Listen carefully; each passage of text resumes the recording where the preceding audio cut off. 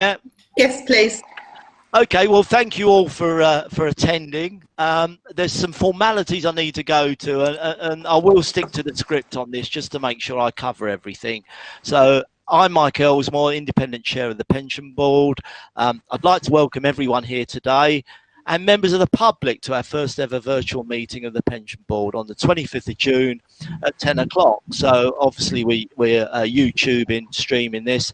My Vice Chair is Andrew Theobald, and he'll take over should my broadband collapse at any point or I lose connection. Obviously we're using technology. This is to ensure we can continue our work. We keep the momentum going. I'm really pleased with this because this pension board conference I was on yesterday, the Scheme Advisory Board are going to issue guidance next week encouraging authorities to do this type of thing, virtual meetings.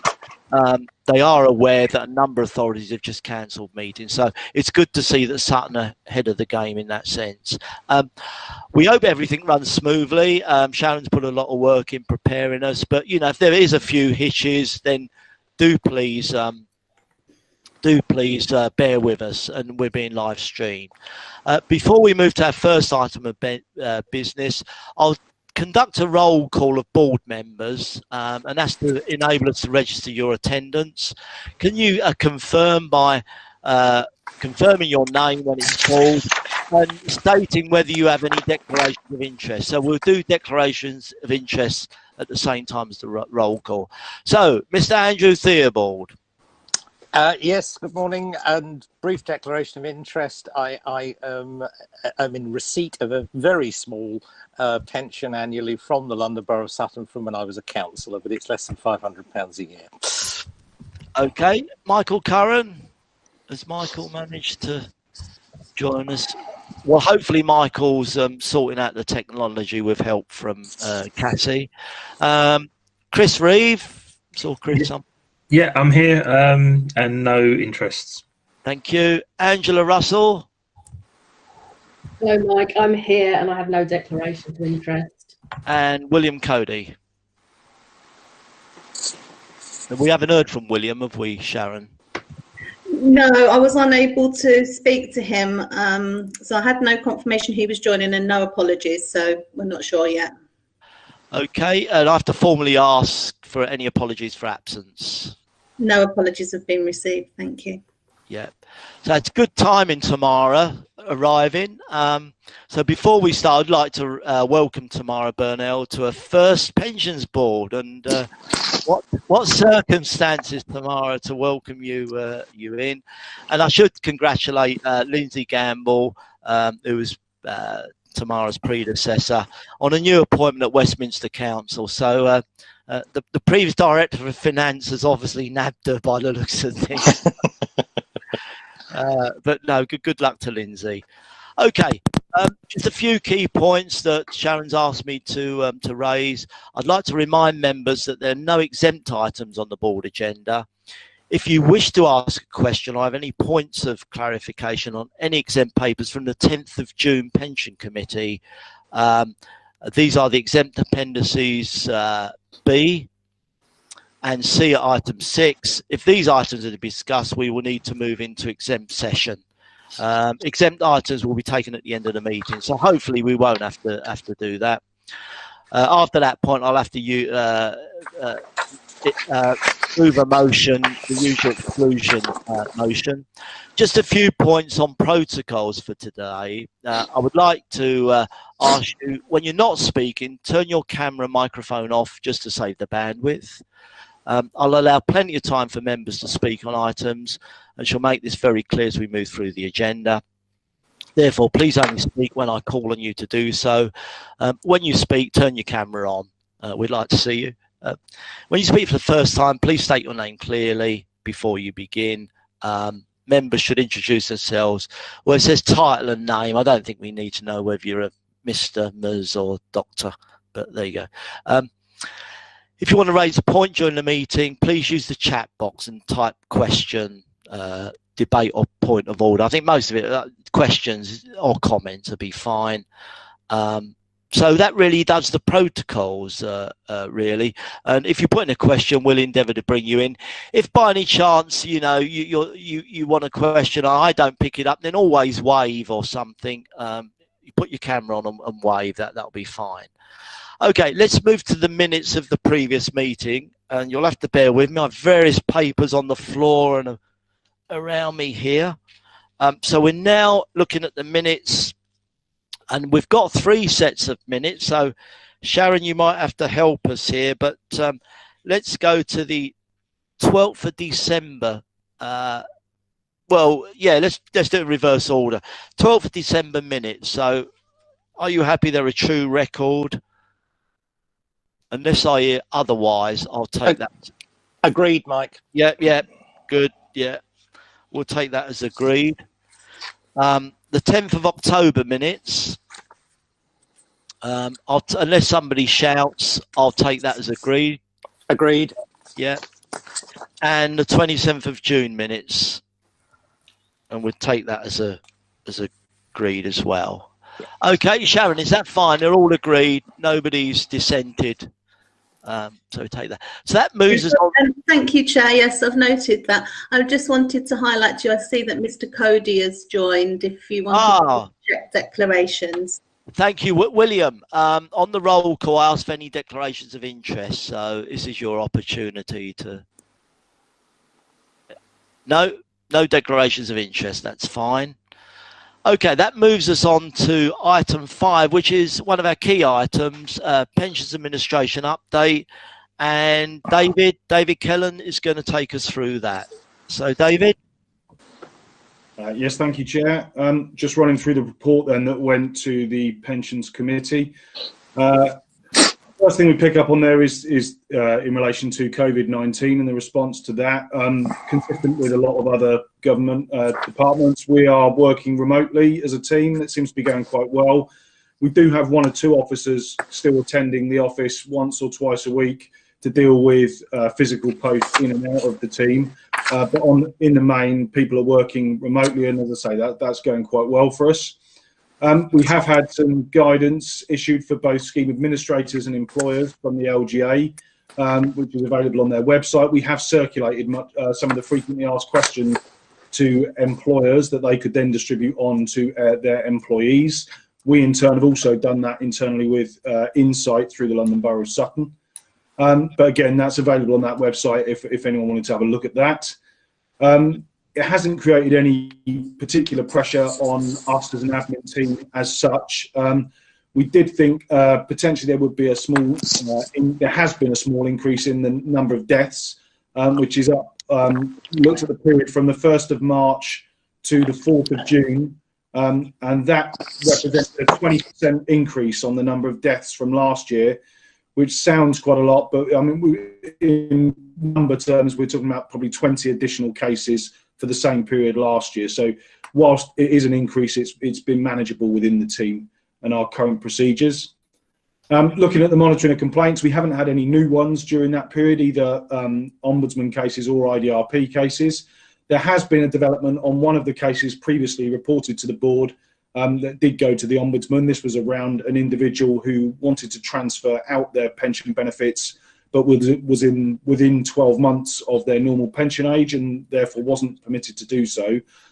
He did progress that case up to the ombudsman, and the ombudsman found in favour of Sutton and required no further action of us as an administering authority. So that one's now dealt with. In terms of the valuation, rates and adjustment certificates were issued by the actuary, Barnett Waddingham, and then employer results have been issued to our fund employers. That's all been done now. In terms of end of year and annual returns, a slight update on here. So at the time of writing, employers were required to submit their annual return to the section no later than the 7th of May. When this report was written, 59 of the 76 were in. We've just got 1.5 returns outstanding now for Sutton. So just those 2. One of those returns is for 1 employee. And as I say, the other one is half their return. Basically what's happened there is that they've changed payroll provider mid-year. So we've had the later part of the year I think they're having problems persuading their former payroll provider to provide the information for the first part of the year. So we're trying to work with them at the moment to try and get that resolved.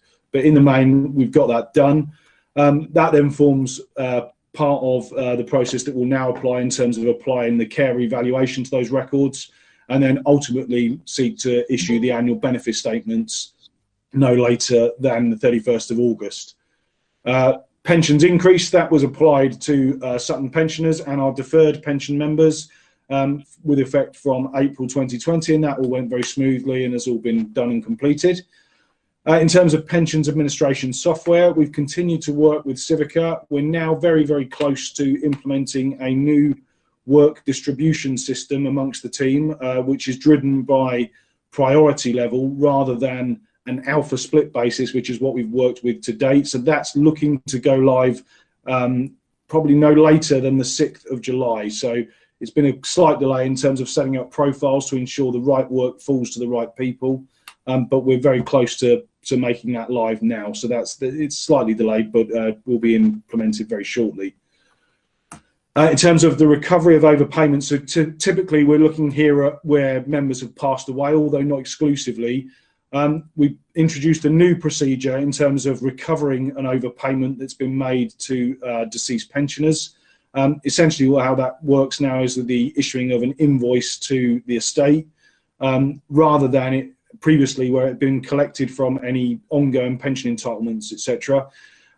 That's in place. It's very early days with that, so it's difficult to say how well that's working at the moment. We've probably issued maybe 2 or 3 invoices so far, so it's not probably enough to say how well that's working, but I don't anticipate any problems with that, and it should be a much easier approach. Moving on to the key performance statistics. Again, we've seen improved performance across all our priority levels, despite the COVID-19 arrangements. The priority 1 cases are now all pretty much exclusively over that 80% target.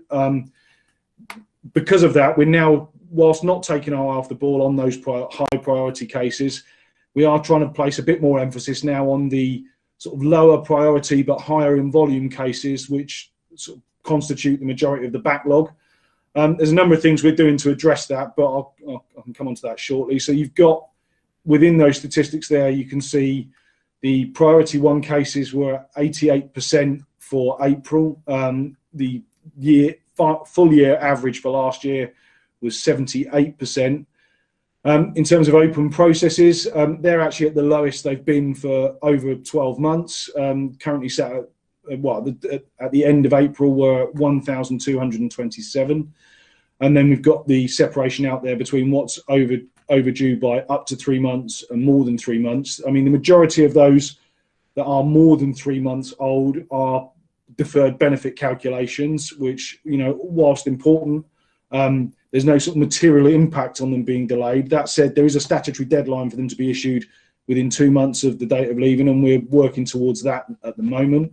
One of the things we're doing there is we've employed it's not quite started yet, but we're soon to have a temp on board that will be exclusively addressing the backlog of deferred benefit cases.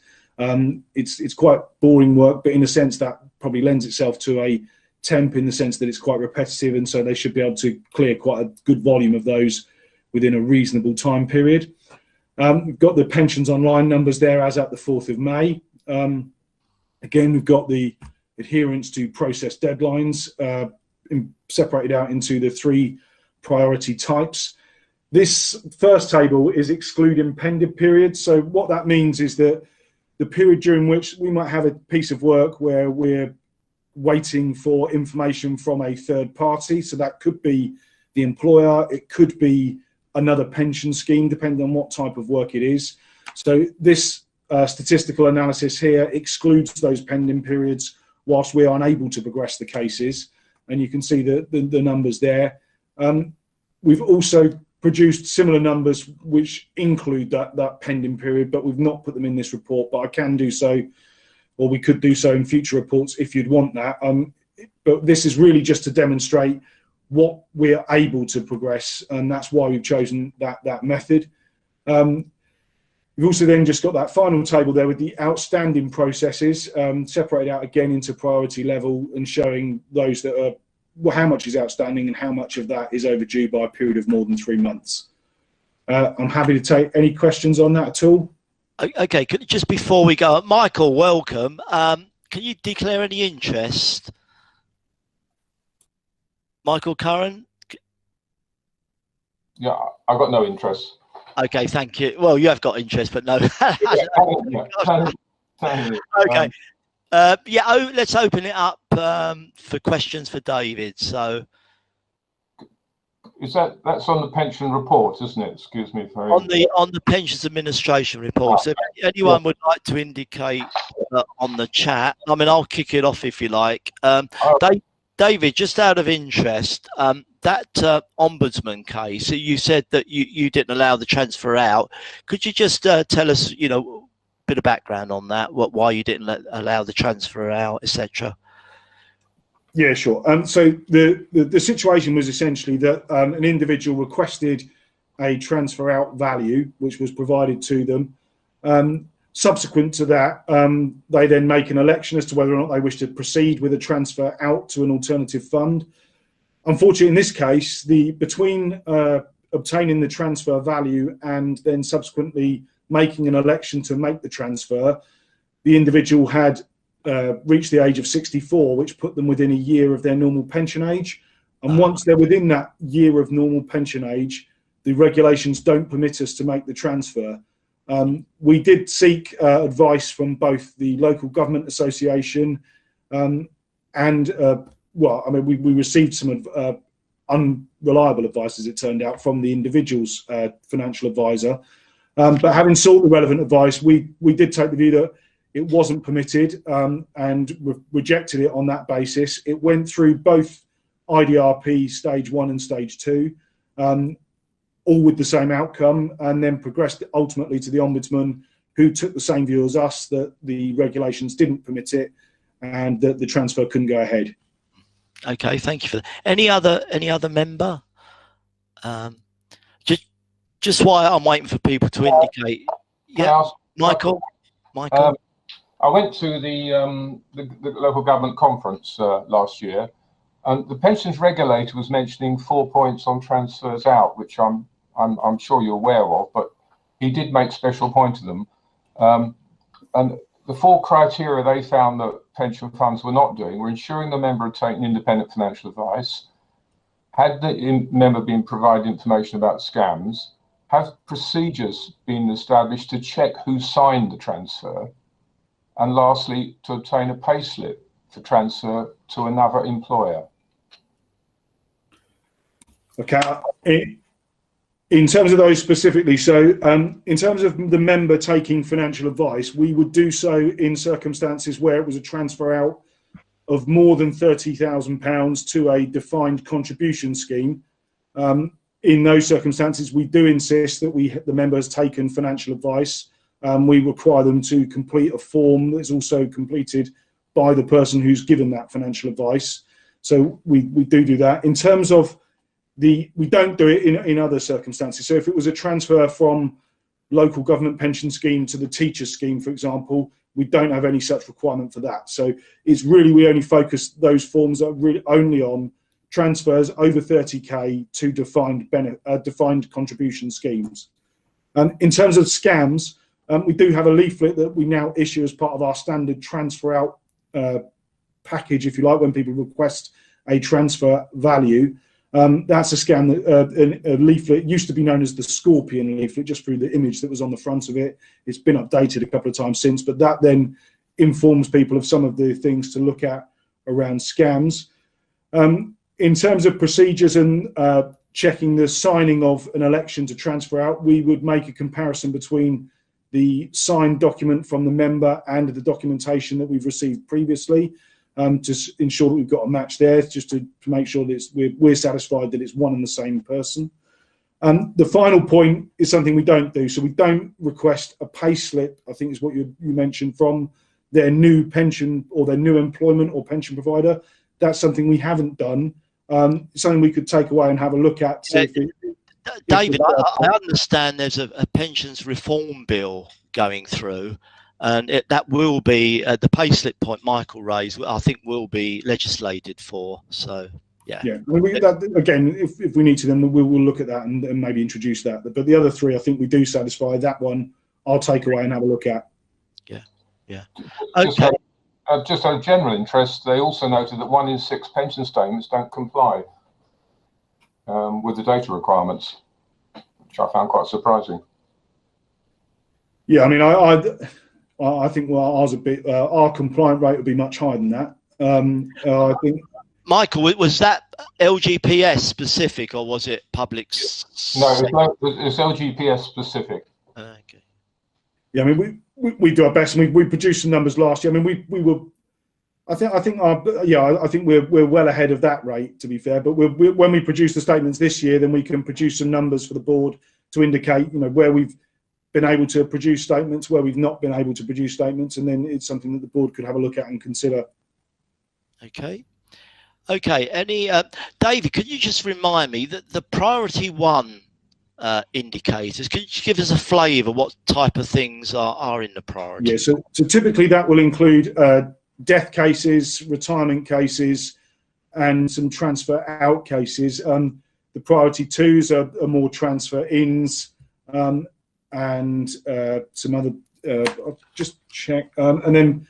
Moving on to priority 3, you've got things like deferred benefits, refund calculations, that kind of thing. But the priority 1 is principally I'd say 90% of its makeup is retirement and death cases. Yeah, I mean, I just wonder whether it's worth future putting an appendix in, actually detailing the mandatory stuff in some detail. Yeah, I mean, we did used to include a summary actually of that, Yeah. but I'll look to put that back in so we can. I'm thinking of the set. I've got them in front of me, sadly. The 7 sort of mandatory ones. Just stick it in an appendix. Yeah, I think what might. Okay. I mean,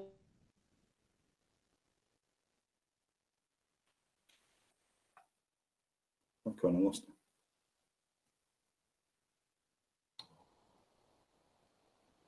I can see. Has anybody else lost contact? I can't hear a thing at the moment. I mean, it's so big. Yeah. Me, have you lost? Hello. Sorry, Mike, I lost you there. Have you got me now? Yeah, I can hear you now. Yeah. Right. Yeah, I'm just saying the death numbers are sobering, although the absolute may not be great, 20%. I was just saying I saw equivalent from Southwark about a week ago, and they're probably, well, they're probably at 33% up. But the staggering thing with Southwark is the spouses and partners are showing a 133% increase. So Wow. I expect the inner London figures are probably even worse. There you Yeah, go. I mean, that 20% would encompass all death cases, so that would include deaths of pension members and the sort of any ongoing benefits that we're paying to a spouse or child pensioners. Yeah. That's just the deaths in total. So last year for that period they were at 100. This year they were at 120. Yeah. Okay. Is there anything? It's a good report, David. Pleasing to see steady improvement. Just a little bit more detailed for my sort of benefit Sure. next time. Anything else to add? I think we've done that. There's probably a couple of things. Oh, sorry, Bradley. Bradley. Yeah, I was just going to raise that this will actually be David's last meeting. He is due to leave us in the middle of July. So we have recruited his replacement already, which is good news, but there will be a slight delay with them starting with notice periods. Yes, I thought I'd mention that. And just on your point earlier about the reports and those 7 types of processes, I think that you were referring to, we have, we're implementing the it's the SIT for guidance I think you were involved in actually. Possibly. Yes. So we're looking to introduce a similar kind of reporting along those lines with the SLA targets, but also the legal and the entire process timescales, so that we can start to identify where processes are missing deadlines, why they are. Is that because we're not getting the right information from different employers, or whether it's the admin team that's causing those delays? Yeah, Bradley, when your colleague joins, could perhaps you and your colleague just have a 30-minute telephone introduction or something? Yeah, of course. Yeah, I'll Yeah. arrange that. Be good. Well, David, wish you very well. Thank you very much. Done a brilliant job, you know, running Sutton and Kingston's not without its challenges, I'm sure. And Sure. and I think we all wish you well for the future. Yeah. David, you've been very candid with us and very honest over the years, so we are grateful for that. Thank you very much, Mike. Okay, I think you can go. You can go home if you want. Not quite the right. So there is a recommendation that Sharon will beat me up if I don't formally move that. So I think we're noting that report. Let me just bear with. Yes, that's correct. Yep. So everyone happy to note it. I'll work on the base unless somebody dissents. That's agreed. Great. Okay. Right. Let's move on to item 6. Which Tamara is going to introduce for us, and that's the review of responsible investment policy. So thank you, Tamara, and welcome. Thank you, Mike. Good to meet you all. So the Pensions Committee asked to look again at their responsible investment policy. They'd been reviewing it over the past year, and they wanted to ensure, in particular, that their approach to climate change was incorporated, and they wanted to take a slightly more proactive approach to these issues, and wanted to not just document sort of their thinking and their views, but also their commitment to take action. Obviously, in a policy statement, you can't be too prescriptive about exactly which actions you're going to take, but they wanted to focus particularly on the monitoring of exposure to carbon risk within the portfolio, the extent to which engagement, collective action with other investors might accelerate the pace of change, to step up the amount of due diligence and probing they did of their fund managers and of the London Civ. And then they wanted to use the policy to inform their review of the investment strategy. So to look at options for investment which might have more of a focus on sustainable investing. And then obviously that feeds through to the choices that they've made in their investment strategy decisions. And they were keen that the board be given the chance to input any views, and also that we share the policy statement with other stakeholders as well, because it should be a positive message, something that would be of interest to members and to employers, hopefully. Okay, let's throw it open to members. In a way, we, as a board, we're it's not a core function for us to get involved in investments. I think I've always felt that's a matter for the main committee, but you know, we're given the opportunity to comment on responsible investment policy. So I'll throw it open. If anyone's got any issues. I mean, my main issue tomorrow, I think you've headed me off at the pass, and that's really about consultation with other stakeholders. You know, I see it too often that we forget there are other employers in the fund and members, employees, and I expect you've probably got more employers than most admitted and scheduled, although they're not a big percentage. You have got a number there, and as you said, I think it's difficult to get members engaged in pensions issues. Most people put their head in the sand until they're about the age of 50. I think this is people could get quite passionate about these sort of issues. So, you know, the board would, I think, if we're formally minuting anything, we would minute that we would encourage you to do as much consultation as possible, and just ask you to think about how you do that consultation. I guess you'd put something on the website, would you, or a pension members website or something? Have you thought about the method of consultation? Yeah, so in terms of engaging with members, the website would be the obvious place to do it. In terms of engaging with employers, we've actually got a number of issues that we need to consult with employers on at the moment over the next 3 or 4 weeks. So we'll be working with Bradley to manage that process. We don't want to flood them with 6 enormous documents all at the same time, so that this one gets buried. But in terms of any kind of mail out, it would make sense to coordinate. Yeah, and I think with members, I'd encourage you to try and give it some sort of structure. If you just ask people, what do you think about SRI?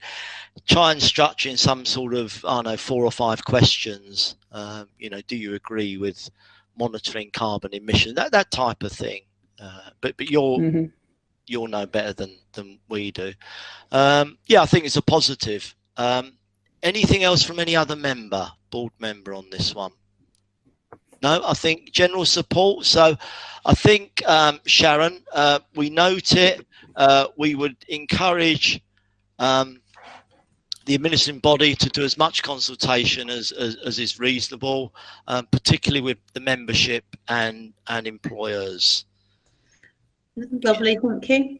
Yeah, thank you for that. So that moves us on to item 7, which is a real meaty one. So impact of COVID-19 on the Sutton Pension Fund. So Tamara's bravely put a paper together, which I think is an excellent paper. So Tamara, over to you. Take us through this one.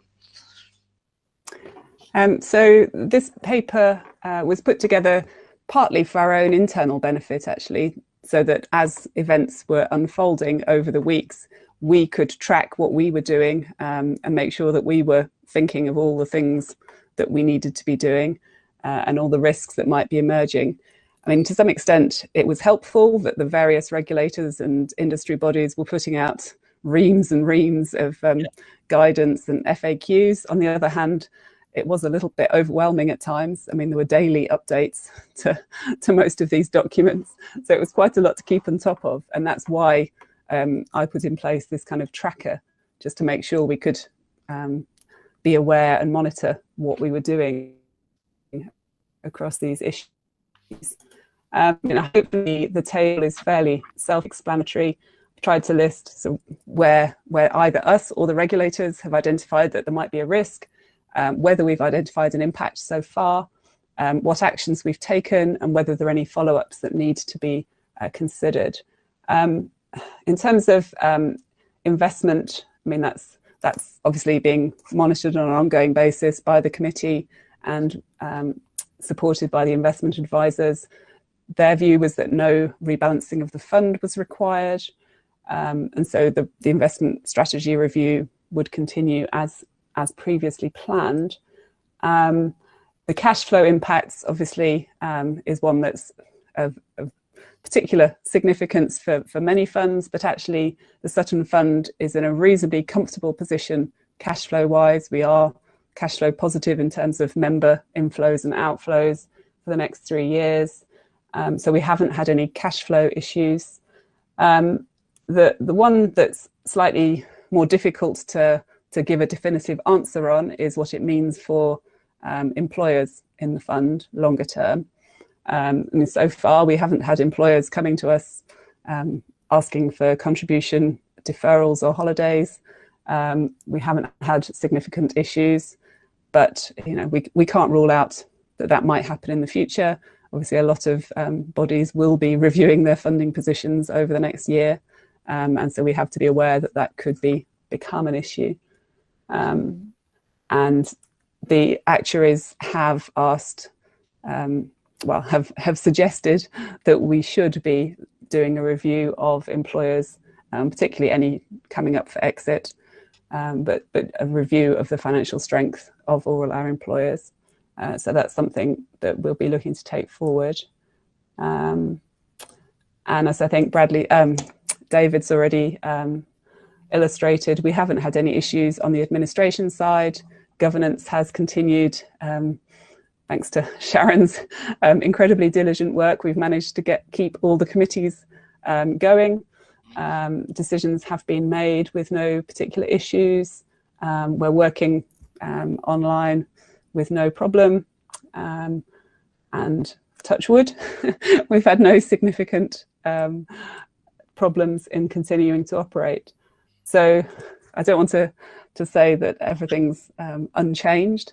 but I believe we're in a reasonably strong position given everything that's happened.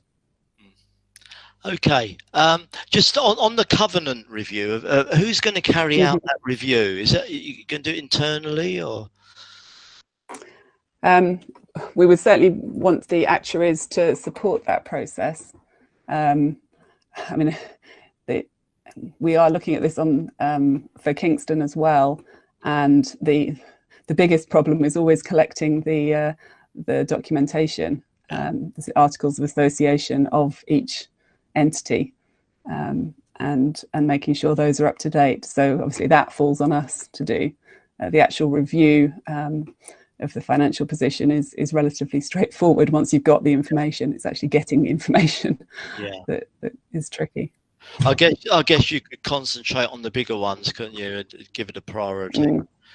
Mike. Richard wants to come. Yep, Richard. Yeah, Mike, it's Richard. Just on that point, I think you're right, because lots of those bodies are people we're doing business with anyway. Yeah. As a council, therefore their financial position is important to us from a whole council point of view as well as an admitted body point of view. So I think we can, and our procurement team obviously do work around that, and contract management teams in terms of any warnings about that company or rolling reviews of the financial position, not just when we appoint them.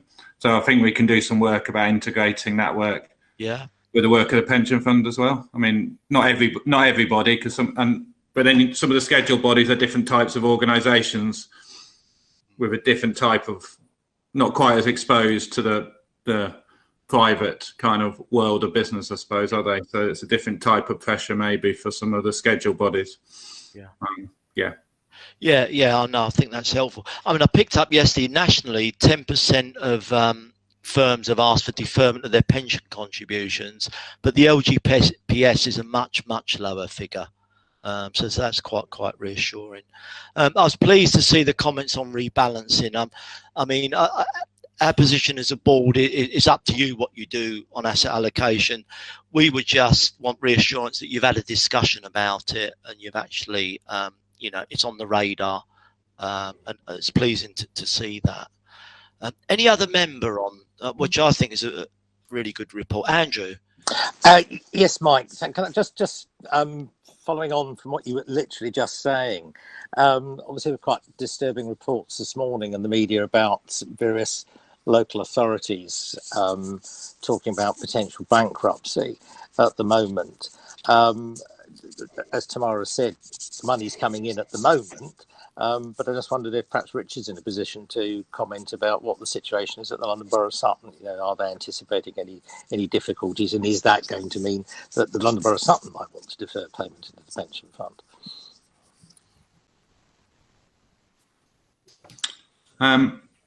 So I don't think we're in quite as bad a position as some authorities in terms of the pressures we faced over the last 3 months against how government has funded us. Partly because, without going into too much detail, partly because things like parking income, we don't have the same level as parking income as some London boroughs, right, and therefore you can only lose what you had in the first place, kind of thing. So we are, and so I suppose there's a lot of uncertainty at the moment. So there's a cost we've incurred to date, which the government grant pretty much funds, and then there's the economic impact, stroke, whatever you think the size and length of a recession might be, and how that impacts the council in terms of the services it provides and those residents who may need our support, whether that's council tax benefit or whether that's any social care services, etc., temporary accommodation. So those type of costs and the longer tail of those, I would say, are more of a concern as we think about our medium-term financial strategy. Okay. But this year, we wouldn't. I don't think there's a need at the current time for Sutton to be saying we need an emergency budget. We need to completely change the budget we set in February. I think we've got ways of managing that.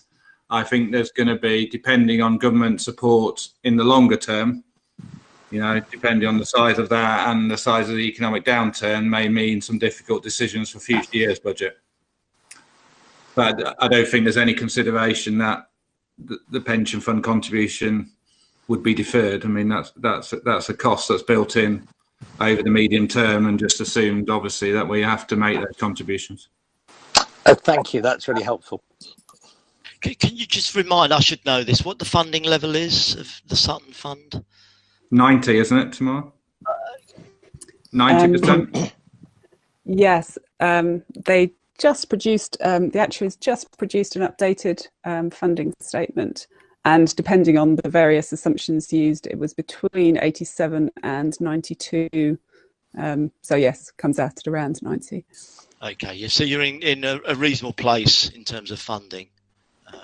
Definitely. Yeah, the figure I picked up from the Scheme Advisory Board yesterday, LGPS is 98% funded overall, but the range is between 70 and 125%. So the 98% national figure gives you a full sense of comfort. So you're in, you know, you're probably, I don't know, top half anyway. But okay, any more on that item? No, so we can note that one, and it's a good report. I'll embarrass Tamara and say I've sent it, and Richard will be pleased about this. I've sent it to Southwark Croydon as an example of best practice. So, but how much are we charging them, Mike? Right, I did check with Tamara. She told me it was a public document, but yeah, it's worth a pint from somebody, Richard, at some point. Okay. Yeah. Right. No, I thought it was exceptional. July the 4th. Yeah, July the 4th. Okay, so, well, I'm conscious Richard's got to leave at 11. I wanted to. Is it okay if I move on to item 14, which is a review of the board's terms of reference while we got Richard? Sharon, are you okay with that? Yeah. Yeah, no problem. We can just reorder the agenda and move to that item if you wish. Yeah, I've got one slightly controversial issue I want to raise while Richard's in the room. So if we can move on to item 14, our terms of reference. Tamara, is there anything you want to add? Or I can kick it off. I don't mind. I don't think so. So I did do a little cleanup of grammar and punctuation, and I tried to make the formatting a little bit clearer, but I haven't changed anything substantive. I've left it as it was. I've made the changes that were incorporated in the 2018 review, but otherwise the document is as is, you would have expected. And of course, things like our purpose are really prescribed in regulations. There were two areas I just wanted to raise, and that's the issue of paragraph 23 and the vice chair. And I don't sense Andrew's thoughtfully filled the gap. And this is for if my broadband goes down or the M25 beats me one day. So we do need a vice chair. I don't sense, unless I've read it wrong, we've got people queuing up to be vice chair. If anyone, technically we're supposed to rotate this between employer and employee. Andrew's an employer rep, unless I get an indication. So if Andrew's prepared to stay on, I think maybe we just need to tidy up para 23. Sharon and Tamara, any views on that? I'm inclined to take out the rotational bit on that. Yeah, you could motion that it's recommended that is removed, and ask the board if someone will second it and agree it. And as I've mentioned to you, my understanding of changes to the actual wording would just need to be approved at council. So it'll go through our Strategy and Resources Committee and then be recommended to council to approve the change. But it certainly makes sense in terms of ensuring that you're quorate, because I think the quorum for the board is the chair or vice chair plus a member rep and plus an employee rep. So if the case that, you know, the M25 did beat someone, we need to make sure that we can still meet and have a quorum meeting. Yeah. Okay. Are people happy with that? So that we the vice chair will be appointed by the board. It won't have to rotate between employer and employee. If you could tidy up the words on that. Chair, could I just interject, if I may? I'm perfectly happy to carry on as vice chair, but I just wondered, I coming from the background I do, I suspect there was probably at some stage in the past an agreement between the council and the staff side about that. I mean, as I said, I have no problem with it at all. I just wonder whether Bill Cody's got a comment to make on it. No, No, Bill, okay. Bill looks fine. Bill looks fine. And do we need to reappoint Andrew, Sharon? Is it a 2-year term or? I think the term of the vice chair is appointed for 1 year. So Oh, 1 year. Yeah. Motion that now for now, and then we could, as I say, ask for the recommendation on the actual wording to be taken to be agreed. But you can certainly motion it for the next, so that Mr. Theobald would remain in place. Well, I'd like to put that forward. Can I have a seconder other than Andrew? William? Yeah. Okay, and unless anyone dissents, we'll go forward with that. Okay, so that if you could tidy all that up, Sharon. I mean, the other issue is probably a bit more difficult. It's really item 53, paragraph 58, sorry. And this is payment of allowances. It's at the bottom of the page there, shall not pay allowances. And really, it's a matter for the administering body and Richard, and I don't expect an answer today. All I'm asking is that the administering body consider developing a remuneration strategy and considering paying a small allowance for those board members who don't get remunerated perhaps through their employer. And that really is to acknowledge, I think if you look at the pension regulator stuff, it's all aimed at the pension board rather than the pensions committee. The skills and knowledge, I mean, if anyone's done that Hyman's review, it's frightening what's required. And I think it would help us in terms of pushing board members. If we paid a small allowance, we could not demand, but there'd be a give and take on skills and knowledge. And of course we have breaches, we have certain obligations under breaches. So really I'd like to see us perhaps asking the administrative body to review that particular paragraph in paragraph 58.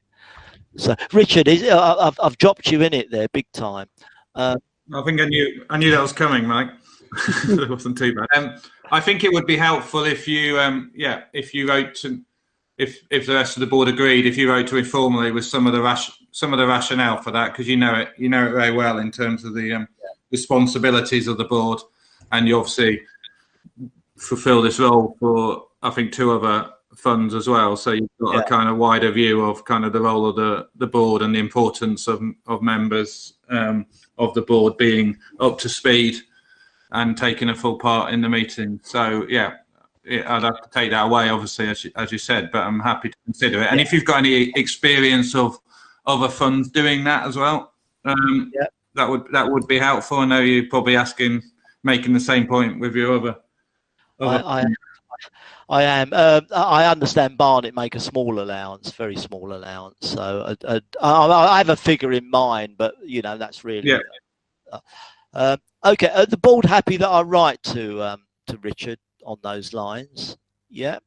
So Sharon, if you could draw up, so what we're basically saying is the board agreed the chair would write to Director Finance or Section 151 officer, administering body, asking him to review paragraph 58 with a view to developing a remuneration strategy for the board.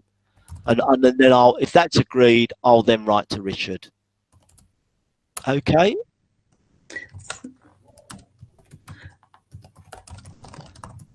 Lovely, thank you. I was just making sure.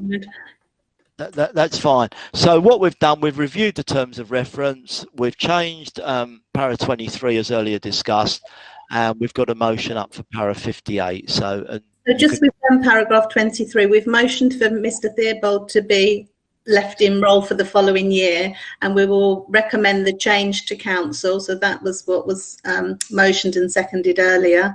And I've also noted that as chair, you will write to the Section 151 officer to ask for the review of the paragraph 58. That's great. That's great.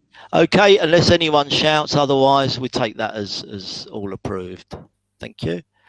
Okay, so we're back on track. So we're now moving on to the training and national LGPS knowledge assessment, which I think is item 7, Tamara.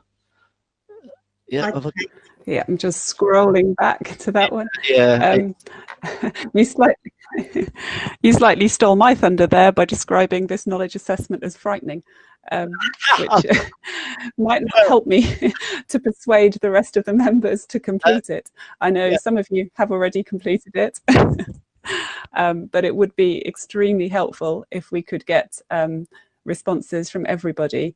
The idea is not to test your individual knowledge or in any way embarrass you or judge. It's about assessing whether the board as a whole has the required skills and knowledge, and also to assess whether the board, in combination with the committee, has the required skills and knowledge to administer a pension fund. The idea of the survey is that the results will be published at a council level. So there'd be a set of results for Sutton. We'd then be able to benchmark ourselves against other LGPS funds, and Hymans would produce a recommendation, a training plan for us, covering the areas that they think needs to be addressed based on the results that have been collated. They've kept the survey open for us. The deadline was actually beginning of June, but they've kept it open for us to see if we can try and get all of our members to complete the survey. So I would implore you to please to do it if you haven't done it yet. It isn't easy, I have to say,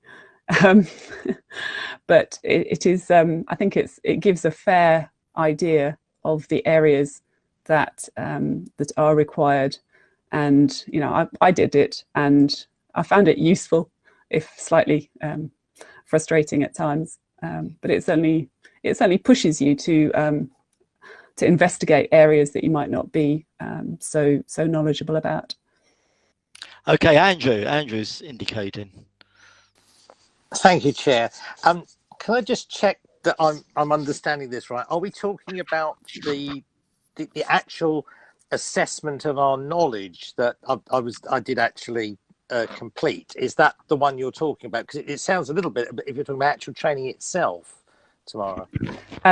So the first stage is for members of the board to complete that individual assessment, which you've done. And then those results are collated across the group as a whole, so that we can see if everybody has gaps in a certain area, then we can see that the whole board has a gap in a particular area, and it's an area we need to focus on. Right, so there's no training's been set up yet. The reason I asked you, I don't know if my comments that I put at the end of my assessment were shared with you.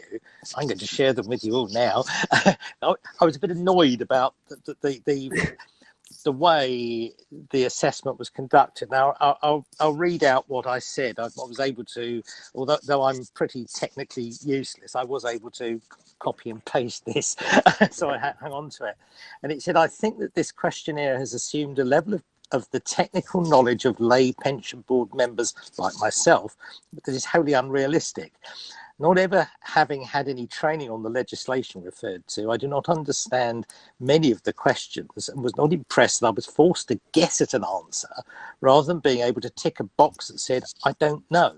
That was not an option. You had to make a statement, or you had to fit your reply into their statements. You couldn't say. I mean, there were a number of things. I just didn't. I guess quite accurately, as it turned out, I scored far better than I thought I was going to. But I went on to say, whilst governance and performance are matters that rightly fall within the purview of pension board members, the depth of legislative and technical knowledge that this survey requires is, in my opinion, not, and is instead the responsibility of the professional officers and advisors that support the pension board. And of course, we're very fortunate in the support and advice that we get. What you were saying just now has sort of slightly alleviated my fears, because you're saying this is an assessment of the pension board as a whole. That did not come across from the wording of the actual assessment itself. It came very much as if you're looking at the individual. And whereas I do know a little bit about governance and a little bit about the basics of pension funds and investments. There was a huge, Section 8 actuarial methods, standards and practices. I scored 16% on that, which is hardly surprising. So that I was a little bit concerned about the way that this seemed to have been. This was a survey or an assessment written by actuaries. I felt for actuaries, not for mere mortals like myself. But I thought I'd pass that on. Thank you, Chair. Okay, I think they're buying. Tomorrow you comment if you want, but for warts and all, I do think it's a very worthwhile thing to do, and it's all anonymous. So if you have to guess, just do it. And then what tomorrow we'll get is an overall view, and we can tailor our skills and training sessions specifically for the Sutton board, and I'm sure tomorrow will be pragmatic. I think you raised good points there, Andrew. It does almost assume a level of knowledge. You're right. At the end of the day, when it comes to procurement, we would look to Tamara and Richard saying, have you procured in the right way, etc., etc. But my point. Sorry if I did made that point, but it reinforces the importance of the board, and this is not an easy job to do. And interestingly enough, the onus on skills and knowledge is more on board members than on committee members. I suspect that may be corrected at a future date, but I would encourage you, warts and all, have a go at it. There's no comeback. It does help Tamara develop a plan for us. Yeah. Brilliant. Thank you, Chair. Yeah. Tamara, anything you... You're not the only person to have raised the issue around the way the questions were designed. I think it's probably true that it was designed by people who've recently taken a lot of exams. And there's a kind of exam technique focus on it. Your strategy in guessing answers or figuring out the double negatives in questions was perhaps something they could look at for the future. And I think we have suggested that to them. But stepping back, I do think the framework of content is broadly what is going to be required of board members going forward. Yeah. Understanding that now, I agree. I'm glad I did it, and it's obviously worth everybody else doing it as well. It was just that I was a bit indignant. Why are they expecting me to know about this? Clearly, I hadn't understood the full purpose of it. So thank you for that. Okay, so Sharon, we approve that recommendation unless anyone says otherwise. We agree to complete the survey. Could you just read that one as it's an agreement rather than a noting? Would you mind reading the recommendation? Okay, yeah. Members of the pension board are asked to agree to complete the national knowledge assessment by the end of June to enable compilation of a tailored training plan for the group and benchmarking against other authorities. So somebody can move that. Thank you. Yeah, Andrew, and seconded. Michael or Bill? Yeah, I do. Yep, thank you. So that's done. So I would ask you to, could you resend the link tomorrow to all members? Yes, I actually sent it to everyone who hadn't completed it yesterday. Oh, okay, so you should have an email in your inbox from me. Okay, so you haven't got one. That's great.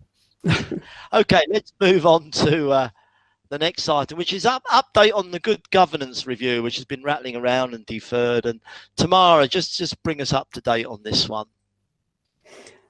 So when we were putting together the agenda for this meeting, we were still expecting the phase 3 reports to come out in the autumn. However, in May, the Scheme Advisory Board, I believe, took the decision to stand down the working group that was working on this. So we're not expecting a phase 3 report to come out with a proposal for formal consultation. So the document that was published last November is still out there, and it's still very much the direction of travel, I believe, but there's a kind of limbo in terms of next steps. which is slightly difficult because there are certain things we'd be wanting to start to put in place, and we may need to hold off on some of them. There are some things which are still undecided.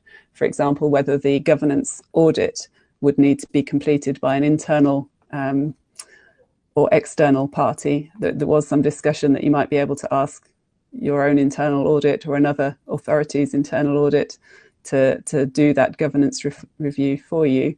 But I think it's more likely that it's going to be an external audit firm that's required to do that audit. And that's just one example of where we can't start putting in place any concrete plans for the future because these questions are not yet firmly decided.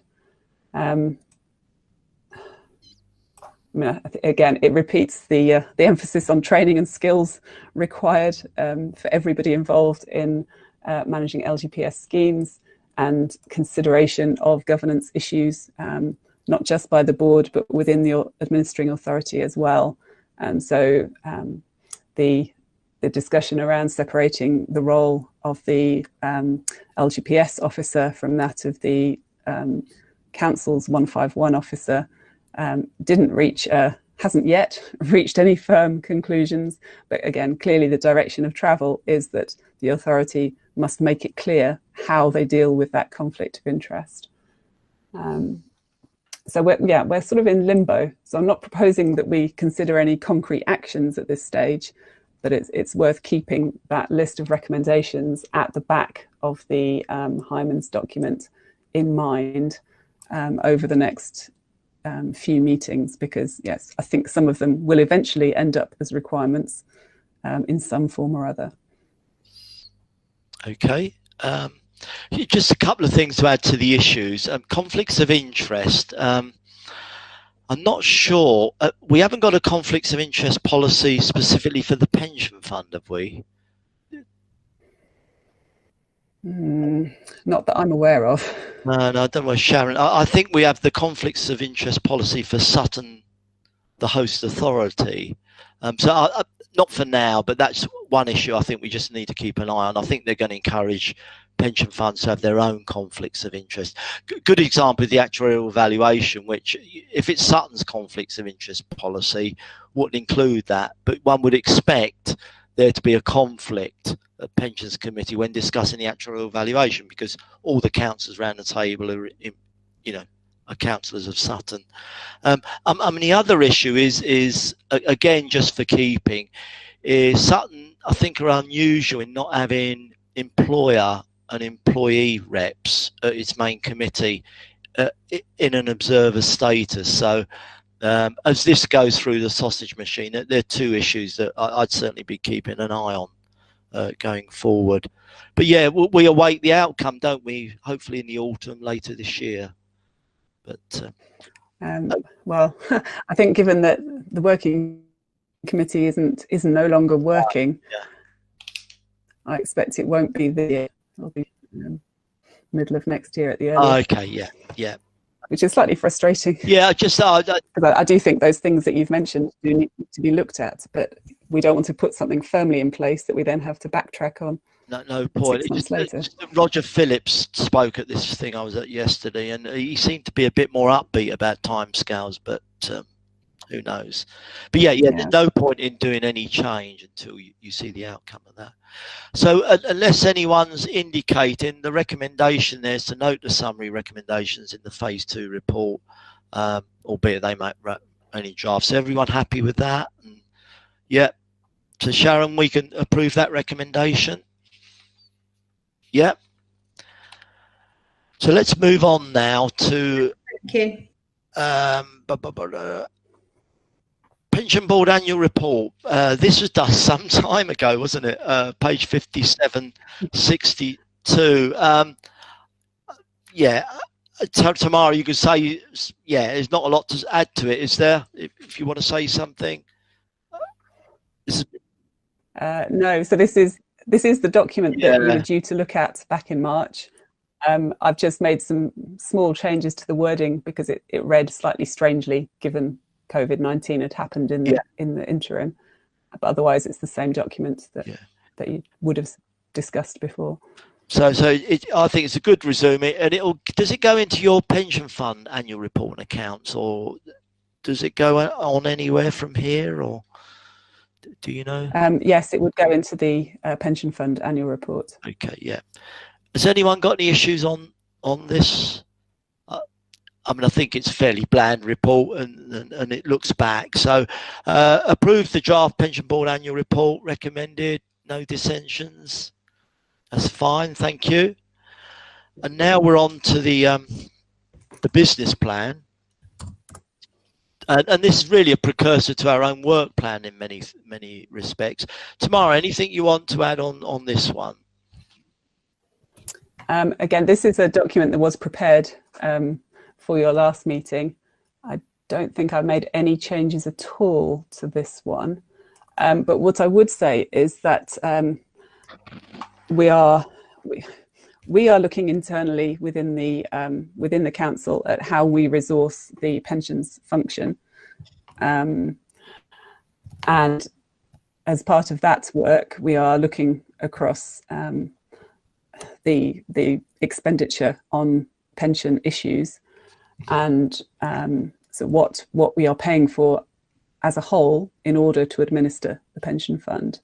And I would personally be quite keen for there to be more sort of more detailed scrutiny of what we are paying in total for managing the pension fund, including both internal staff costs within the council, of administration, also the cost of advisors, custodians and other service providers. Fund manager fees obviously is the big one. That's where the bulk of the money goes. But then if you add all of that together, are we paying the right amount for what we're getting? Is the pension fund being charged a sensible amount? And how do we, if we think that overall amount is sensible, could we look at how we split that amount? You know, we pay the fund managers an awful lot of money. In return, they're supposed to provide some sort of soft benefits like training and information. Some of them are better at it than others. Are we getting value for money from them? Are the things we could do better ourselves in-house? Equally, are the things we're doing in-house currently more effectively procure from outside? So all of those things I think needs to be reviewed in some detail. Obviously in conjunction with what we also need to do for Kingston.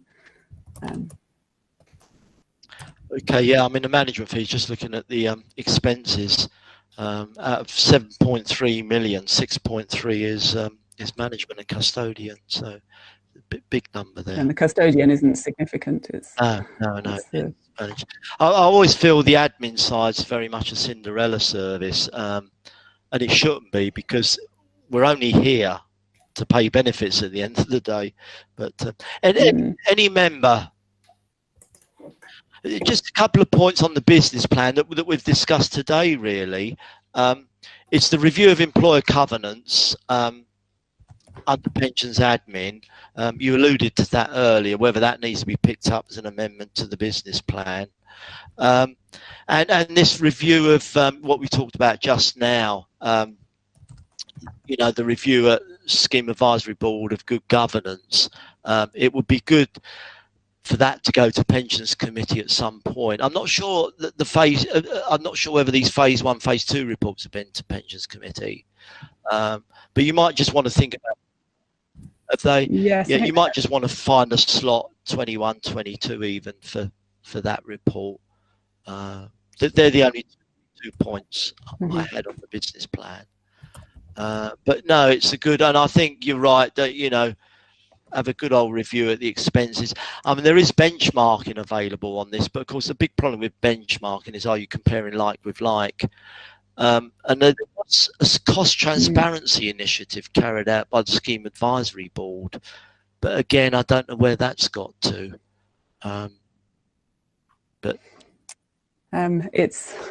It's sort of up and running. It's in its teething phase at the moment. There's been a few technical issues with the portal, so I don't think anyone's got very meaningful information out of it yet.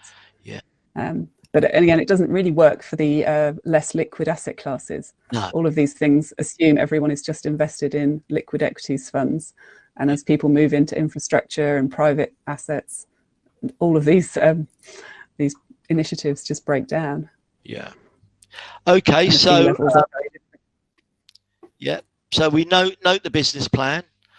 We might just want to keep an eye on that for our own work program. So that brings us on to the work program, and I think we've got quite an extensive list there. So rather than ask Tamara, any member on our work program, we've got this cybersecurity thing rattling around that we've promised ourselves some training on, and Tamara's put that in for October.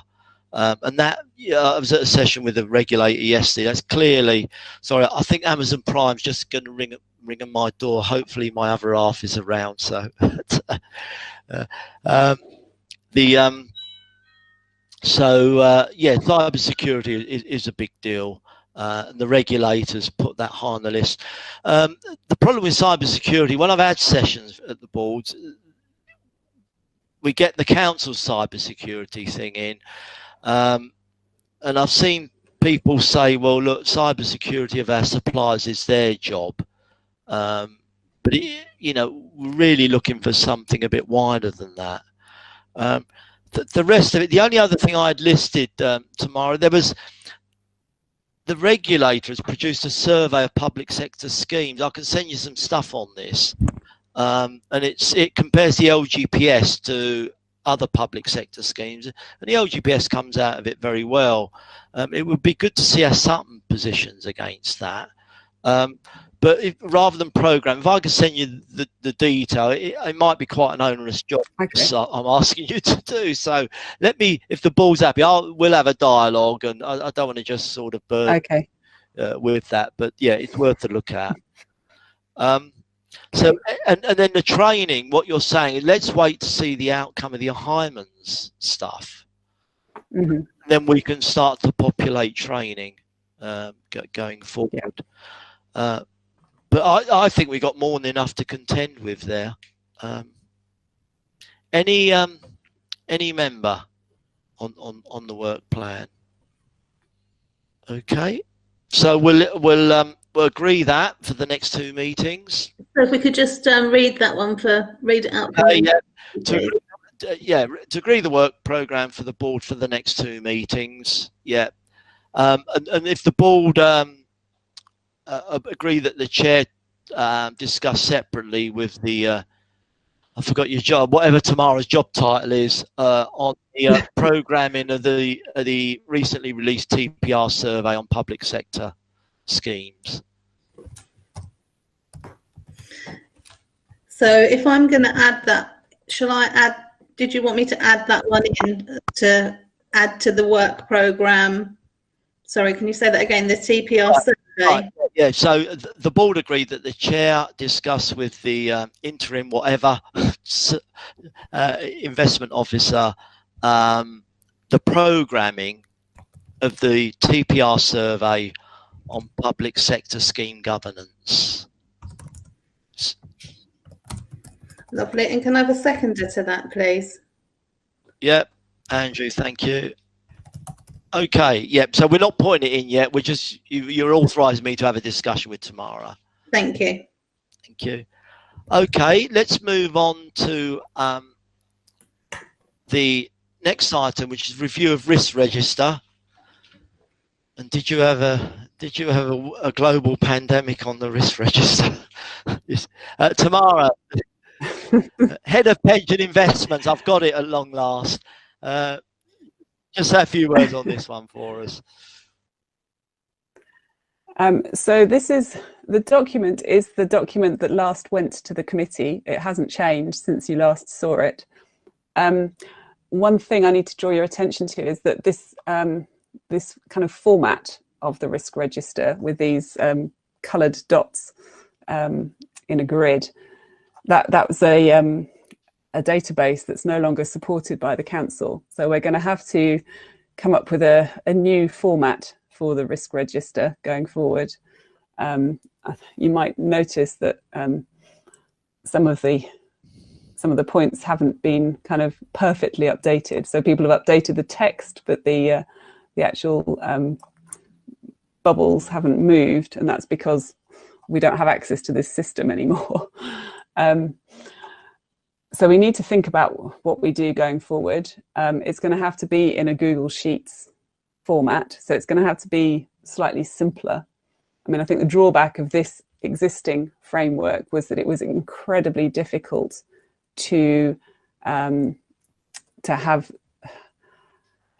incorporate sort of common sense overlay to it. You were forced to list your risks in a certain way, and if some of them were linked to each other, you couldn't then put that information closer together, for example. So it made the risk register incredibly long and not very focused. So we can certainly make it more tailored to what will be useful for both the committee and then for you to review. So any comments you have on the formatting would be interesting and useful. In terms of the actual risks themselves, as I said, this is the last version that the committee has looked at. The one that I think needs considering is the employer covenant issue, employer financial strength issue, but we've discussed that already. And obviously investment risks are discussed regularly at the committee. So while they remain significant risks, they will also remain on the agenda for the committee at all times. So I don't think there's any danger of those risks being overlooked.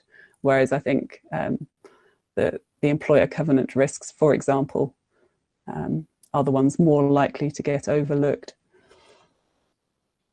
Okay. Anything more? Any other format? I know the lack of colour was an issue at one time, but yeah, a few skirmishes on that one. On the covenant risk, I was quite just talk us through. So we've got clearly it's a risk. Then we got the mitigation, and then the residual risk goes green. And I know this was done before COVID-19, but I just wonder whether whether it deserved an amber at least. But maybe it's probably a function of the algorithm. So I think there were some issues where it had gone green on the basis that the remedial action was planned and then may not necessarily have been completed. Right. Yeah. I mean, that was the only one that kicked out. I mean, I always felt it was a pretty thorough document, but yeah, anything you can do, I mean, it should be a document that just rolls off each quarter. So if you can reduce the resources you have to put into it, I think that'd be a good thing. Anything else on format? I always found the format, I suppose I spend a lot of time looking at this stuff. As I say, everyone, all organisations, I mean, when I was at Bexley, we'd spend hours as a corporate board doing risk registers. Never had a bloody global pandemic on any of this stuff. And, it's like the really big catastrophic risk. You can't. What mitigation would you put in as a single organisation? I mean, governments couldn't put mitigation in, but I suppose in a way it is in here because it hasn't got global pandemic, but it's got collapse in equity markets. It is at the level below it. It does pick up the consequences of a pandemic. Okay, anything more on the risk register? No. So what have we got? Have we note in that? Let me just have a look. Yeah, to note and comment on the risk register. So everyone's happy with that. Fine, thank you. So that brings, we've done 14. So we're now on to any urgent business. Is there anything? No. And I assume nobody wants to raise any exempt items or any, no, all nodding. So Sharon, we've nearly survived this technological challenge, haven't we? Yeah, we're nearly there. Yeah. I think that's it, isn't it? Yeah, so just want to say the meeting has ended and the time. Oh, yeah. Let me go back to Sharon's given me some absolutely superb guidance here, which I've forgotten to look at. Yeah, okay, so I shall do Sharon's guidance justice. So I want to thank again members for taking the time to take part in this virtual meeting today, and to thank officers who have set up this meeting whilst helping the council to respond to the COVID-19 situation. Sorry, I mean, the amount of work Sharon's put in behind the scenes and being very patient with technological idiots like myself. We come a long way from the first one where I was getting everything in stereo, so we have moved on from the first test I've done. But I'm genuinely, and I do think it's kept the momentum going. I think as a board we've developed a momentum, and although this, I have to say, is not as good as a physical meeting, it keeps the thing going. I think that's key. So as there's no further business, I end this meeting at 11:20. Well done, Chair.